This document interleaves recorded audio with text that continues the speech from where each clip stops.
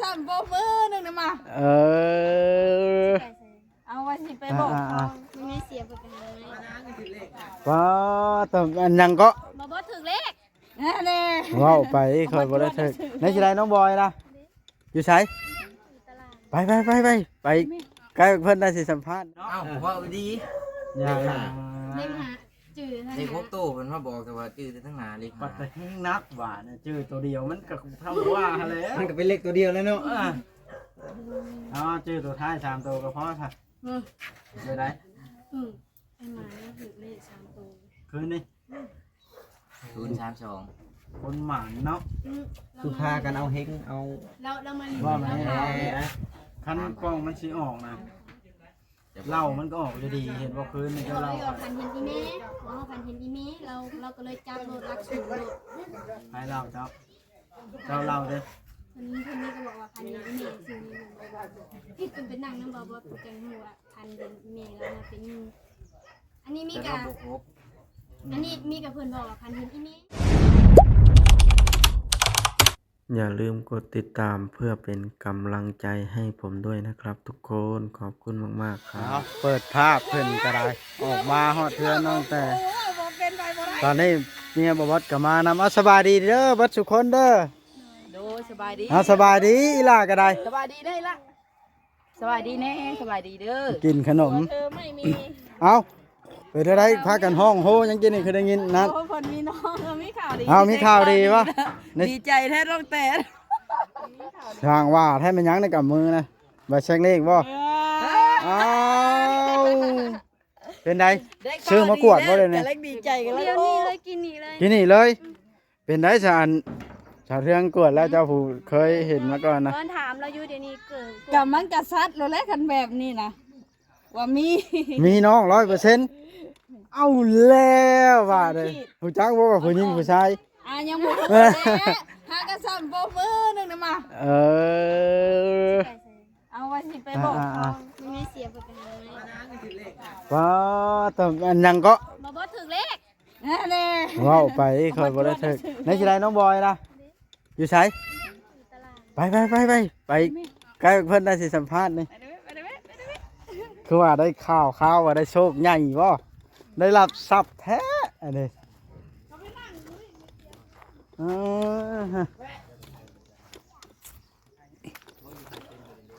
ปัตตะบ่แอนคนดินเข้าแล้วบ่นี่สบายดีเด้อเบ่ทุกคนเด้อสบายดีนุ่มเฮงเงยได้2-3ต่อเลยเนาะเพิ่นคนน้อยก็ได้เลขก็ได้เพิ่งสัมภาษณ์น้องหนุ่มบอยยังเป็นทางการกัน บ่คือบ่ชื่อ มันบ่เฮงนี่แล้วจักจะเฮ็ดเท่าใด บัดตัวมันบอกว่าชื่อเอา ที่จะมาซื้อว่า ค่อย FC ได้ถืออยู่บ่ จักเด้เขาบ่เห็น กับคอมเมนต์มาเลยเด้อ เขาบ่เห็นไทเมนเนาะ ตั้งน้ำก่อนนะฮอด เบิ่งค่อยถามน้องบอยอย่างเป็นทางการ เดียวอ่ะ ย่อมันกล้องสั่นเนาะโอ้เห็นอะไรก็ เท้า ฮะ เดี๋ยวเท้า ชัวเฮงฮะเพิ่นให้โชคบ่ถึกเท่าไรคืนนี่5,000 3ตัวก็เลย5,000กีบนี่เอ้าแล้วบ่ได้ฮอดอันนั้นบ่ได้ฮอด100ต้องว่าว่าสิมากิน100นำ กลับไปซื้อเลย บ่หมานจักดีบ่ห้าวฮอดเว้าลิผู้บ่พันผู้เว้าลิบ่ได้พันจักดีก็ได้เสียดายค่อยเสียลาบแห้งมือก่อนน่ะค่อยจัดนัก เพิ่นถึก3ตัว50เดี๋ยวนี้เพิ่นบ่เล่าไผ เพิ่นถือเพิ่นกันมาปิด เด้เพิ่น ไว้ สิไปเอาเงินด้วยว่านี่ แม่เพิ่นพาเมียเอาเงินแบบบางทีก็อาจจะเป็น6ตัวก็เป็นไปได้นี่จังขี่รถใหญ่ออกมา เอาลูกไปแก้เงินบ่ แม่ เอาเลย แล้วลูกข่อยมานำเลยขี่รถคันนี้ออกมา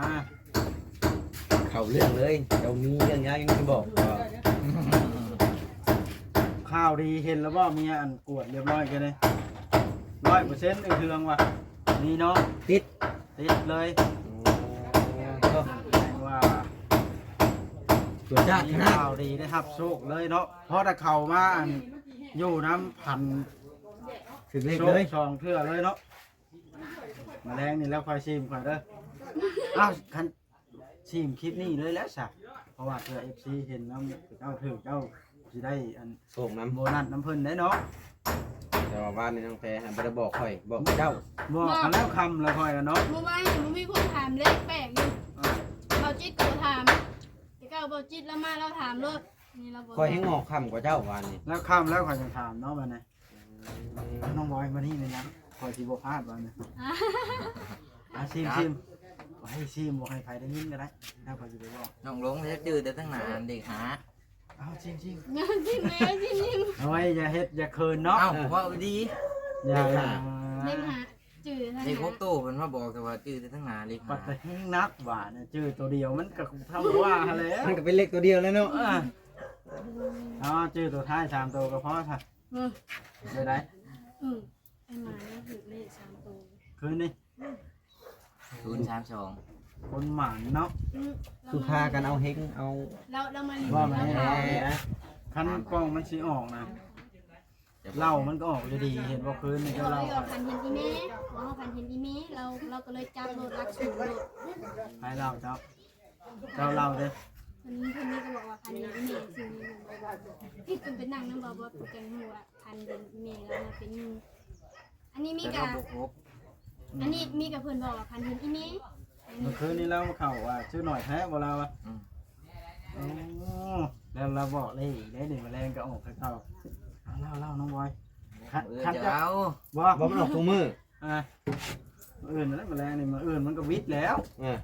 เอาคำเจ้าเล่าเถิกบ่เถิกก็อยากให้เจ้าเล่ารอบนี้คอยสิให้เจ้า3,000 เพิ่นถือได้เมื่อคืนนี่แหละ ฮะ เราถือ เฮ้ย แม่นี่ นั่ นะ นบ่ได้ซื้อบ นนะ บอกเรายิ้ม บ่ เลย ร้าย นี่ กัน นะ หน่อยแหละ เฮ้ย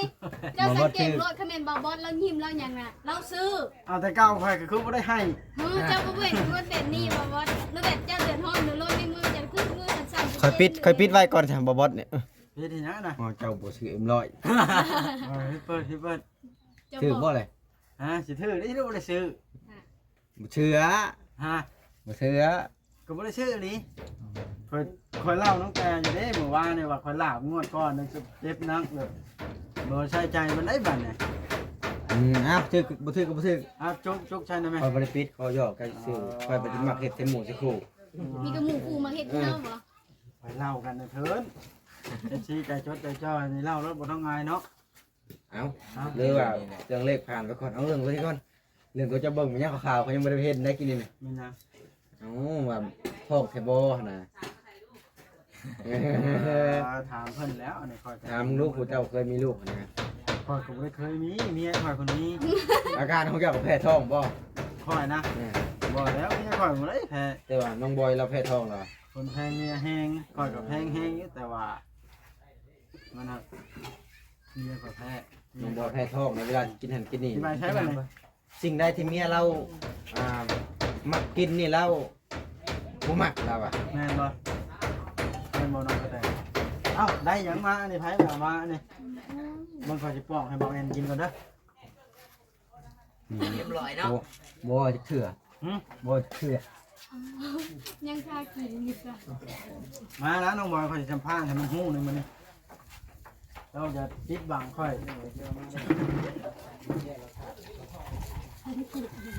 ถูกก็ยังอยู่นะฮะ ปิดมานั่งนี่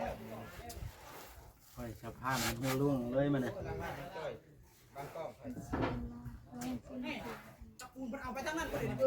ข้างเหมือนมาแต่เช้าบ่น้องใจ ห้องกำลังหนึ่งเขาหลังกินมึงอยู่แล้วนอนตื่น ตื่นสายแห้งแท้หามึงบ่มานั่งนะน้องบอยโอ้ยจะ เด็ก3ตัวแล้วแม่ นั่งแล้วจังหวะมานั่งก่อนมาชิมค่อยละแบบว่าค่อยบ่ให้ไผได้ยินนำคนแทนนี่ค่อยไปแจ้งกับชี้ค่อยทันให้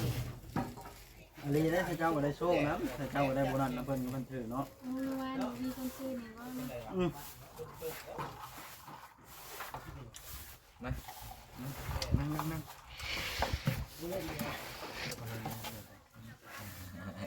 กดออกก็ได้เดี๋ยวมันจะเด้อ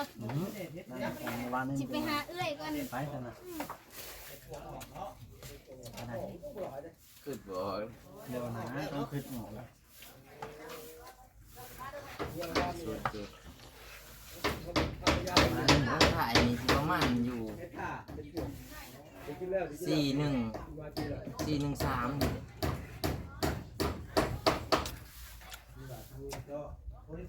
มันยังจะเป็น7นะ7ตัวอยู่กลางบ่นะ 507 413 ตัวว่าที่จะอวดมาออกอีกช้าง ตัวเป็นจุดเสียจีมันจะมีเกียร์หรอครับเบียว่าบ่แม่นว่าบ่จื้อมันแต่เป็นเด็ดตัวน้อยๆเด้ตัวหนังสือเนี่ยมันจะแบบจะชิง มี331เนาะโอ้ยตายบ่ชัดเจนปานใดบ่ได้เป็นตัวชันมาเนาะ ตัวนั้นเป็นยังว่ามายื่นปึ๊บเป็นงูโหลดแล้วก็เกี่ยวไปเกี่ยวมาสิเขาครบหลอดไปหลอดมา ตัวแม่นี่แล้วเนาะ น้องก็เลยขอว่าแม่บอกเรียกลูกด้วย3 โตเขาว่าลูกจื้อกระเบื้องเขามากู้น้องนอนเขาวันกูบอกมึงย่านี่กูจื้อได้หลายแล้วว่ะ เอาก็บ่ขึ้นเนาะเอาพันที่ออกก็ใส่ไป5,000ถ้าหนังสืออยู่บ้านมีแต่2,000 3,000 แล้วเรามาบอกใหม่อีก13นะหัว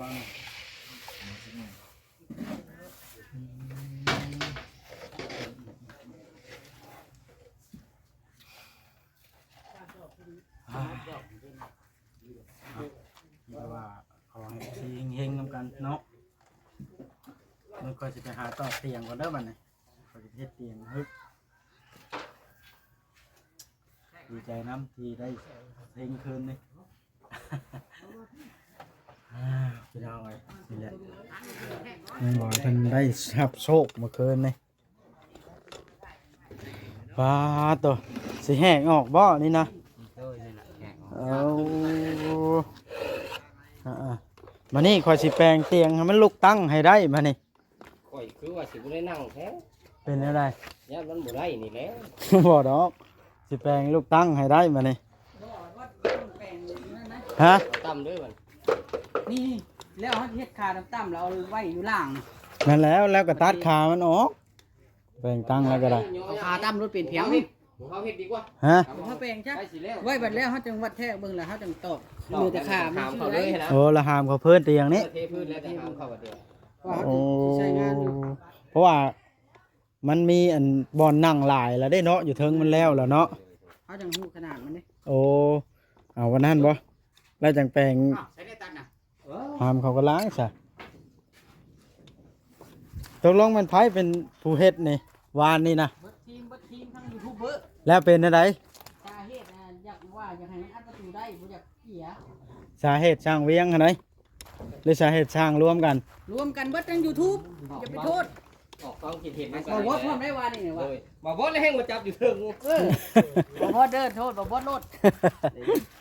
บ่บ่เลยให้มาลำอยู่กับภายในกับ ตัวไรน้อยนะ ตัวนี้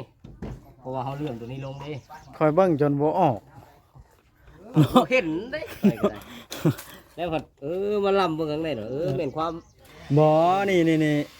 มันตัวนี้มันบ่มีตัวติ่งมันระเบิงคืออันนั้นซื่อๆมันคือ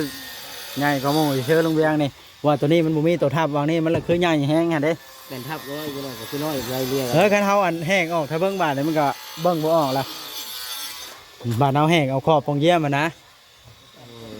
อันนี้มันบ่มีตัวเต่งอันนี้มันละคือใหญ่เต็มแผ่นเลยเด้หนาเนาะเมื่อสร้างต่อเฮ็ดง่ายมันก้มมันนี่ปานใดเนาะสิแล้วคันใด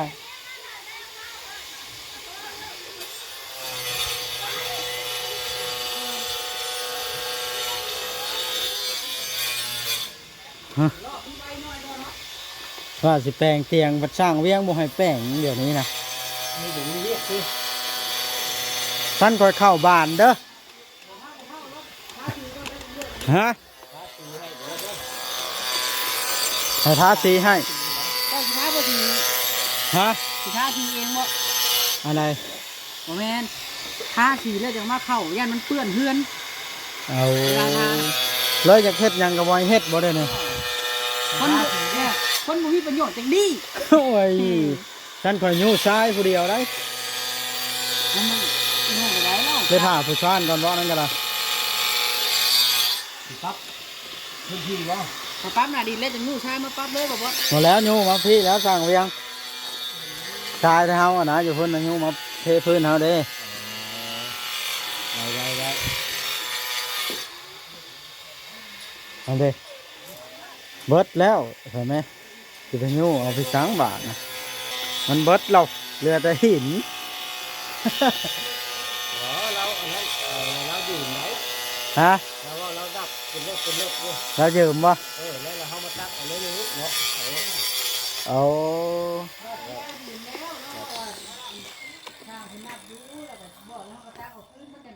โอ้ดีแล้วสนะ แต่ละคนต้องมีเหตุและมีผลได้บ่ได้ ตักลูก หมู่ครูเด้หมู่ครูบอกหาแล้ว อ๋อ แต่ว่ามันใกล้แล้วทั้งนี้กับมันใกล้ตัวนี้นะแลกเปลี่ยนเอา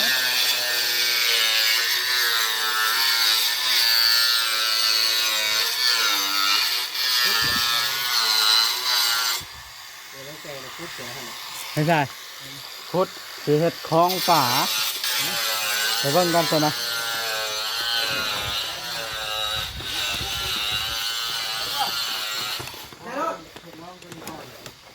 มาเบิ่งกันครับคุดเห็ดหยังนะนี่คือว่าคุดใหญ่แท้นี่คุดเห็ดหยังนี่สิเลี้ยงกบบ่นี่ฮะ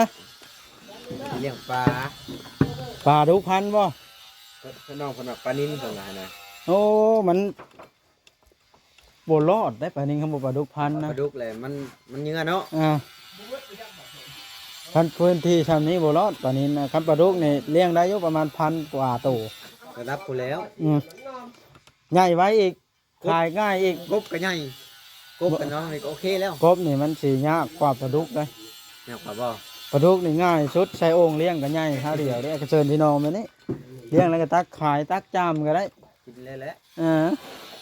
ต้นเทินมันก็บ่สูงคือปลานินเอาอันนี้ก็เว้าไปซื่อแล้วแต่ผู้สิเลี้ยง พูดกับว่าได้เลือกได้บอดประมาณเม็ดหนึ่ง แล้วเอาผ้ายางดำมาใช่ปะ เนี่ยพยายามนำมาใส่ เลี้ยงปลาดุกพันธุ์เด้อ พูดกับ ยัง ที่จะเจิดลงได้บริคุดซื่อๆได้คือในคลิปเพิ่นเห็นให้เบิ่งนั่นแหละ เอา ตายนั่นแหละ